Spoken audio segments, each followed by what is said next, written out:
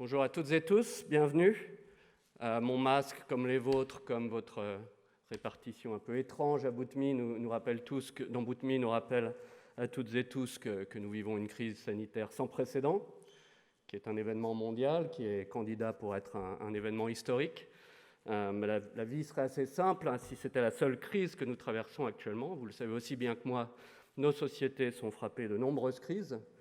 Au premier plan, qui reste au premier plan, même si elle a été effacée temporairement par la crise sanitaire, il y a la crise environnementale.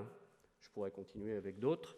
Crise des démocraties, sujet de prédilection à Sciences Po. Les institutions américaines sont en train de s'effilocher.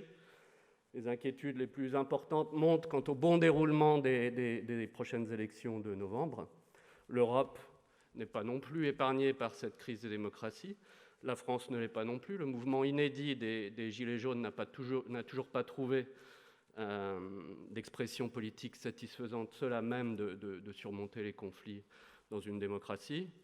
Je pourrais continuer avec quelques autres crises. Je vais en prendre une ou deux. Crise économique, montée sans précédent des inégalités, évidemment des classes moyennes, baisse de la mobilité, finances publiques qui n'ont jamais été dans cet état en temps de paix. Les bilans des banques centrales, mon sujet de prédilection, ne ressemblent plus à rien. On ne sait vraiment pas ce qu'on achète quand on achète de la monnaie. Heureusement, on continue encore par habitude, je ne sais pas pendant combien de temps. Qu'est-ce que je pourrais prendre d'autre comme crise ? La crise des libertés académiques, un sujet qui nous est particulièrement cher à nous tous ici. D'abord, la floraison de régimes illibéraux met directement à risque les chercheurs. Être chercheur en sciences sociales est plus dangereux maintenant que ça ne l'a jamais été depuis la Deuxième Guerre mondiale. Nous en payons très, très chèrement le prix à Sciences Po. Je voudrais rappeler que notre collègue Farida Adelra est emprisonnée en Iran depuis juin 2019. Et même dans les pays dans lesquels la liberté académique n'est pas menacée par les États ou les gouvernements, au sein même des universités, il y a une crise du débat académique. Les universités ont été créées il y a quelques centaines d'années pour organiser des débats fondés sur l'évidence empirique, construits et apaisés sur les sujets importants. On voit pour l'instant, surtout dans les grandes universités américaines, mais le mouvement s'étend de plus en plus, qu'il est de plus en plus difficile d'organiser ce genre de débat sur un nombre de sujets fondamentaux. Je vais m'arrêter, je crois que j'en suis à 4 ou 5 crises. Vous demandez un peu quel est le discours de bienvenue de cet économiste rabat-joie. Mais en fait, là où je voulais en venir, c'est que pour vous, c'est une excellente nouvelle. Je pense que vous arrivez à une époque historiquement idéale pour vous exposer à la recherche en sciences sociales. D'habitude, je suis toujours d'accord avec Bénédicte, mais là, j'ai un petit point de désaccord. Elle vous a dit que c'était gonflé de faire de la recherche en sciences sociales. Au contraire, qu'est-ce que vous voulez faire d'autre maintenant que d'essayer de réfléchir au fond au fonctionnement de nos sociétés pour essayer de les améliorer ? C'est un peu tout ce qui nous reste. Et je vous envie quand je compare votre situation à la mienne, par exemple. Moi, j'ai débuté mes études supérieures dans les années 90, 1990. Donc, la plupart d'entre vous n'étaient pas nés, mais vous savez que c'était peu après l'effondrement de l'URSS.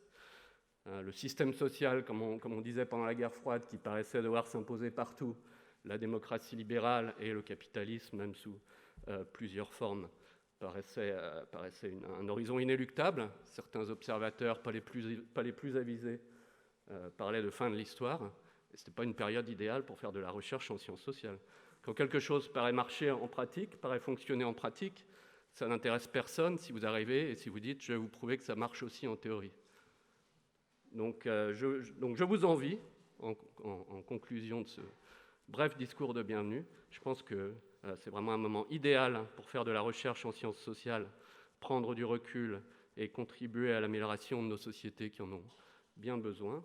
Et non seulement c'est le moment idéal pour faire de la recherche en sciences sociales, mais vous êtes aussi à l'endroit idéal, comme Frédéric et Bénédicte l'ont tous les deux rappelé. Les deux caractéristiques de la recherche à Sciences Po, c'est la recherche appliquée et l'interdisciplinarité. Lorsque je dois expliquer à l'extérieur ce qu'est la recherche à Sciences Po en 2 mots, ce sont les 2 mots que j'utilise. En fait, j'utilise appliqué parce que tout le monde comprend, mais je préférais dire applicable. C'est vraiment ce qui nous caractérise.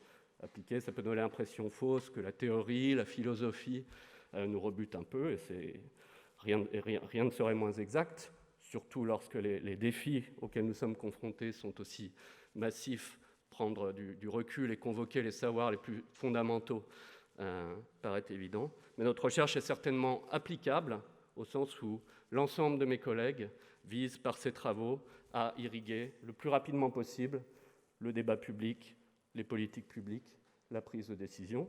L'interdisciplinarité, Frédéric l'a rappelé, est vraiment dans l'ADN de Sciences Po. En tant que directeur scientifique, j'ai d'ailleurs soutenu et développé de nombreuses initiatives, toutes liées peu ou prou aux crises que j'ai mentionnées, ou à d'autres, comme la crise des migrants par exemple.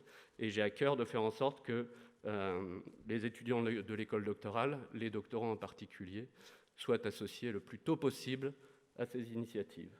Voilà, donc je voulais, malgré ce début peu encourageant, je voulais en conclusion vous dire que vous avez beaucoup de chance, vous arrivez dans un monde et dans un endroit idéal pour vous exposer à la recherche en sciences sociales. Donc bienvenue.